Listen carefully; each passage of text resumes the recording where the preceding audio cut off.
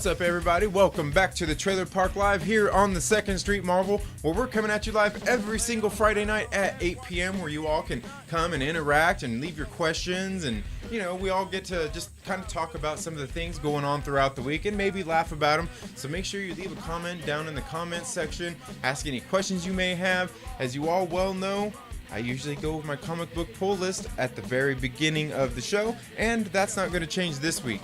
Now, before I do get into that, I do want to say that nobody did answer the question from last week's show, which was why were Korath and Peter Quill both on the planet of Morag at the same time to pick up the Power Stone? I'm going to let that question go on for one more week, so if you know the reason why they were there at the same time to retrieve the Power Stone, make sure you leave that down in the comments section. Nobody's answered it right yet. I don't want to change the question because I don't want to make it easy. In case you don't know, I am giving away a Wasp Pop for that giveaway if you answer the question correctly. So it looks like this question is going on 2 weeks now. It will be 2 weeks. Why are Korath and Peter Quill on Morag at the same time to retrieve the Power Stone? There is definitely a reason why, and there are a couple of sources where you can go to find that out. Now, moving forward, as I said, I usually do go over my comic book pull list, and that's going to be no different, and we're kicking off today with Marvel Comics Presents issue number 2. This is the second issue of the Marvel Comics Presents. Got Wolverine on the cover. I believe last time we had Namor, Wolverine, and Captain America. I might be thinking of the Invaders there. You got me there, okay? I'm going to have to go back and look at that. But this is Marvel Comics Presents issue number 2. I didn't get through that first issue yet. I've got a lot of catching up and reading and stuff I've got to catch up on, so I haven't got to that quite yet, but I have heard from others that it was actually a pretty good issue, so, hopefully I'm looking forward to that. Now, the next issue, you all know me, right? You all know what kind of sucker I am for this kind of stuff, but especially this particular one. Superior Spider-Man number 3. Okay, I'm looking forward to reading this one. I haven't got to it yet, but I definitely like this character. This run has been pretty good so far. He kind of got introduced at the beginning of Spider-Geddon. They had Superior Octopus, and then the next issue after that was after Spider-Geddon had all ended. It ended up with Superior Spider issue number 1. Now we are on issue number 3. The one thing I do like about this series for sure is the fact that it is a monthly mag. It's not a bi-monthly mag like I said last week. Spider-Man kills us, man. You're killing us. We got 2 titles a month. It's a bi-monthly mag, Amazing Spider-Man. And then on top of that, we've got Friendly Neighborhood Spider-Man. And like I said, you know me, I'm getting both because I just love Spider-Man. I can't help it. And plus, they're actually really well written. So I definitely won't complain about that. So it's definitely worth the money for me to go get them because I like the Spider-Man character. I like what they've been doing with the character. And this one is no different. I believe this one is written by Christos Gage, and his writing's been pretty good from what I've read so far. I'm not completely familiar with all of his work, but I do like the work that's been going on in the Superior Spider-Man. The next issue we have, Captain America issue number 8. Okay, I'm not sure if you've seen my video for the Captain America Winter in America review, but that was like the first 6 issues started off this new series for Captain America. It's been really good. I've liked it. The art's been good. The story's been good.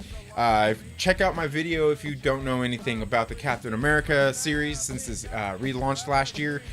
I go into more depth in that, so make sure you check it out. But I am definitely looking forward to reading this Captain America issue. They have been really good. Okay, now the next issue is Amazing Spider-Man number 16. This is The Road to the Hunted. Now, if I'm not mistaken, I think there's getting ready to be like another issue going into this issue that's coming out like next week or maybe in a couple weeks. They're getting ready to really hit us hard for Spider-Man in these coming months. They know we're suckers for Spider-Man. And that's pretty terrible. As long as it's good, I'll read it. It's got to be good though. It's got to be good. I'm not going to read garbage. And like I said, I've liked it so far. I mean, sure, there's, just, I think just anything, there's shortcomings and things like that, things that could always be better. But like I said, I've really liked the series. On the Amazing Spider-Man run, they actually did, I think it was the last issue, maybe the last 2 issues, they had somebody else doing the art inside of them, and that's it's not a bad thing. It was different. To me, the art was a little more gritty looking. It does, some people may not like things like that when they're doing that mid-issue, but it looks like Ryan Ottley is back for this issue. I've really liked his art. When I first started reading these Amazing Spider-Man issues with his art in it, at first it seemed like a little too cartoony to me for some reason. I'm not sure what it was. I can't quite put my finger on it, but I've definitely enjoyed the art that's in this book. It seems like, they know Spider-Man is that big of a character that they actually take their time and make a really good book with these Spider-Man titles. So that's definitely a good thing. We gotta, one of these days maybe I need to write a letter into the Spidey office and let them know what a good job they're doing, as they're one of the publications that does put the letters in there. Now, the next issue we've got here is Captain Marvel #1. Was that Braver and Mightier? Okay, I picked this one up because, well, it's Captain Marvel. Got to check it out. Movie's getting ready to come out soon. As you all well know, I'm, pretty psyched to see this film. I can't wait to see it. Can't wait to see Brie Larson portray Carol Danvers on screen. Now, if you know me, I'm not a huge fan of Captain Marvel, so it's saying a lot that I'm actually hyped up for this film. Aside from the fact that I do love the films of the MCU, Lord Feige hasn't let us down yet. I just, I like what they've done with this character, and like I said, it's a little odd for me because when I was introduced into this character, it was in a particular story arc where this character wasn't very likable at all, and I gotta be quite honest with you, she kind of got on my nerves, and it's kind of hard, shaking that off, first impressions, it's kind of hard shaking that. And, I think I'm about there. I've heard some people complaining about the first couple of issues in the new Captain Marvel series that has come out, that some people were, just kind of complaining about some of the things in there, it's a little woman-centric, girl power and all that stuff. And, if you know me, I'm not worried about that kind of stuff. I really don't worry about it. I've got 2 daughters myself. I've got a wife. I've got a son. I'm a man. It doesn't matter. I'm not insecure about things like that. So, all that stuff you see in the press and all that, I'm not worried about it. And, some people don't like the mixing of the politics and just things like that, in their comic books, and I do get that. I do get that some people are swayed by the messages and things in, whether it be comics, movies, books, just things like that. So, I get people being upset with some of these kinds of things, but like I said, it's not anything that I really put too much weight into. Like I said, I just don't. I think rationally about things, and all those things came out about what Brie Larson said and all that stuff in the media. I don't really care that much about it. Plus, I also kind of look at, who was she saying it to? What were the words? Was it taken out of context? To me, verbiage means a lot. It definitely means a lot in some cases, and I think it definitely does there. Now, and that's all I really have to say about that, really. I have liked the Captain Marvel series. The last couple of issues in her new series were pretty good. This particular issue, though, this is a one-shot. This is only going to be one issue, so it's not like there's going to be a whole bunch of them. But like I said, I have been liking the character. I've been liking these issues because, like I said, when I was first introduced to Carol Danvers, it wasn't a story arc where she was likable or anything like that.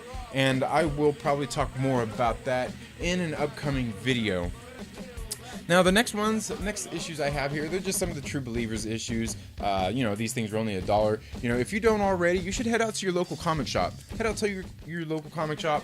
Support them. Even if you're buying dollar issues, they don't care. They just want to see you in there. Plus, your local comic shop may have more than just comics in there. I know mine certainly does. I'm actually going to go into mine and see if I can get some footage shot in there, just to kind of show you guys what my local comic shop looks like. I know if you ever follow, there's Comic Books University here on YouTube. Professor Bill, he usually goes through the comics every week, but then he does one called Gotham Central every week where he goes through his local comic shop and shows a lot of the toys they got, the issues and things like that, and that's super cool. That's something more people should definitely do. Support your local comic shop. I don't know if you all know, but I am a cyclist as well. I ride bicycles. I got a bicycle that's really expensive, so I get that. So I support my local bike shop as well. It's just something you should do in some of these kinds of professions. because some of these kind of professions, some of these kind of businesses, because a lot of things are going online nowadays, and that's not a bad thing. I'm not against that.